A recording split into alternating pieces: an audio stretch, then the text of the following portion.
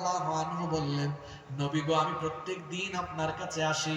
আমার মা এটা জানতে পেরেছেন, আমার মা আমাকে প্রতিদিনের জন্য গালি দেন, বকা দেন, কিন্তু আজকে তিনি আমাকে নিজের হাতে মেরেছেন। আল্লাহর নবী বললেন, আবু হুরায়রা, তোমার মা তোমাকে মেরেছেন, এটা বিচার দেওয়ার জন্য তুমি কি আমার কাছে আসছো নাকি?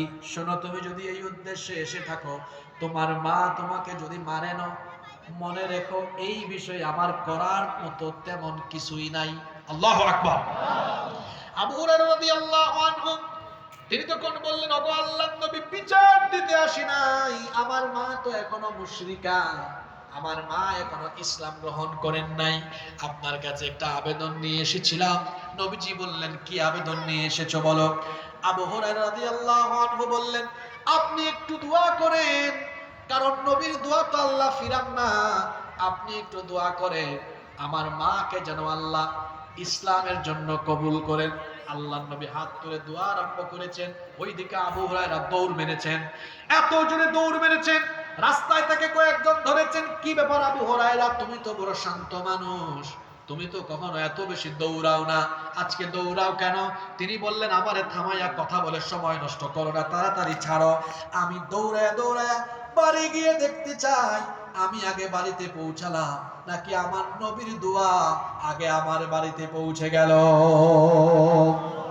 বাড়িতে গেছেন, যাওয়ার পরে দরজা নক করেছেন, ভেতর থেকে মায়ের আর কর্কশ কোনো কণ্ঠ সেদিন শোনা গেল না। মা বলতেছেন, কে রে? আমার আবু হুরায়রা নাকি?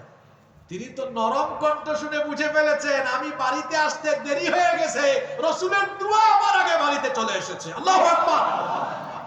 বাড়িতে ঢোকার পরে দেখলেন তার মা চুল থেকে পানি টপটপ করে পড়তেছে। তার মা বলেন, আমি তো গোসল করেছি বাবা, চিন্তা করলাম তোমারে যে আমি মারি, গালি দেই, বকা দেই, তুমি তো পৃথিবীর শ্রেষ্ঠ মানুষ, তার কাছে যাও, কেন তোমাকে মারবো? আমি চিন্তা করেছি আর মারবো না, আর বকবো না, আমি সিদ্ধান্ত নিয়েছি যার কাছে তুমি গিয়েছো তার কাছে আমিও গিয়ে কালেমা পড়ে মুসলমান হয়ে যাবো। আল্লাহু আকবার।